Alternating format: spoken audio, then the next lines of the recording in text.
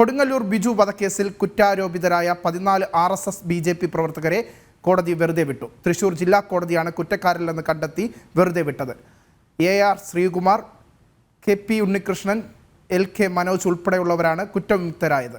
വിവരങ്ങളുമായി M മനോജ് ചേരുന്നു. മനോജ്, കോടതിയുടെ നിരീക്ഷണത്തിൽ ഇവർ കുറ്റക്കാരല്ല എന്ന തരത്തിലുള്ള കണ്ടെത്തലുകളുടെ അടിസ്ഥാനത്തിലാണ് ഇപ്പോൾ കോടതിയുടെ വിധി ഉണ്ടായിരിക്കുന്നത്. എന്താണ് വിശദാംശങ്ങൾ? തീർച്ചയായും മിനീഷ്, ഇത്തരത്തിൽ CPM-ന്റെയും അതുപോലെ തന്നെ DYFIയുടെയും നേതാവായിരുന്ന KU ബിജുവിന്റെ കൊലക്കേസിലാണ് ഈ കുറ്റാരോപിതരായിട്ടുള്ള 14 RSS BJP പ്രവർത്തകരെ ഇപ്പോൾ കോടതി വെറുതെ വിട്ടിരിക്കുന്നത്. തൃശൂർ 4ാം അഡീഷണൽ സെഷൻസ് കോടതി ജഡ്ജി KV രജനീഷാണ് ഈ കേസ് പരിഗണിച്ചത്. ഇതിൽ തന്നെ കൃത്യമായും 2008-ലായിരുന്നു ഈ ബിജു കൊല്ലപ്പെടുന്നത്.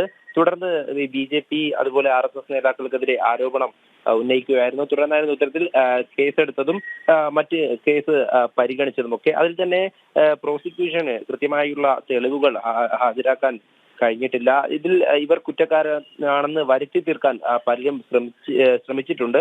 അതിനുശേഷം ഇത്തരത്തിൽ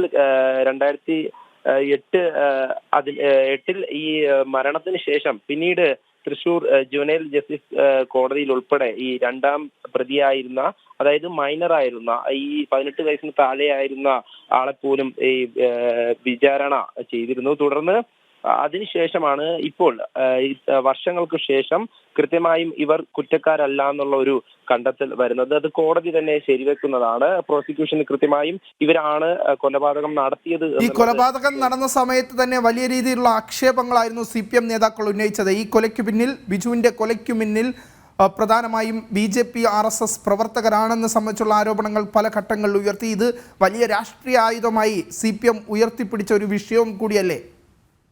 തീർച്ചയായും BJP RSS പ്രവർത്തകരെ വലിയ തരത്തിൽ സമൂഹത്തിൽ നിന്നും ഒറ്റപ്പെടുത്തുവാനായി CPM ഉപയോഗിച്ച ആയുധം തന്നെയായിരുന്നു ഇത്തരത്തിൽ ബിജുവിന്റെ മരണം.